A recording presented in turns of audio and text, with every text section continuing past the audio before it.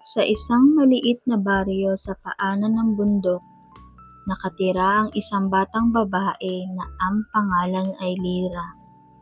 Masayahin siya, matulungin at mahilig umawit. Araw-araw, bago pumasok sa paaralan, dumadaan muna siya sa maliit na kapilya upang magdasal. Isang umaga, habang papasok siya sa paaralan, napansin niyang madilim ang kalangitan. Mukhang uulan, sabi ng kanyang kaibigan na si Benjo.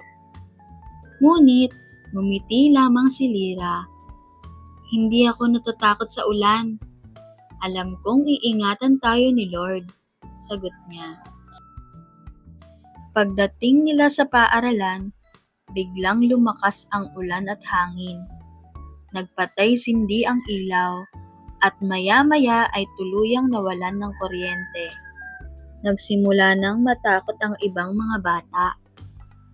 Paano na to? Ang lakas ng bagyo! Baka bumaha!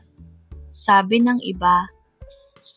Ngunit si Lyra ay nananatiling kalmado.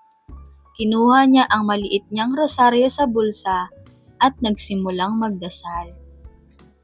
Panginoon, protektahan niyo po kami.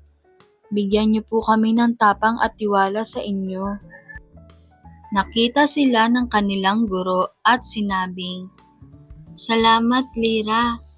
Halina't sabay-sabay tayong manalangin. At sabay-sabay silang nagdasal sa gitna ng bagyo. Ilang oras pa, tumila ang ulan at sumikat ang araw. Ligtas silang lahat. Natuwa ang buong paaralan. Lyra, buti hindi ka natakot, sabi ni Benjo. Ngumiti lang si Lyra at sinabing, natakot din ako sandali, pero mas malakas ang tiwala ko kay Lord. Alam kong kahit anong bagyo, hindi niya tayo pababayaan. Mula noon, tuwing may problema o takot ang mga bata, lagi nilang naaalala ang sinabi ni Lyra.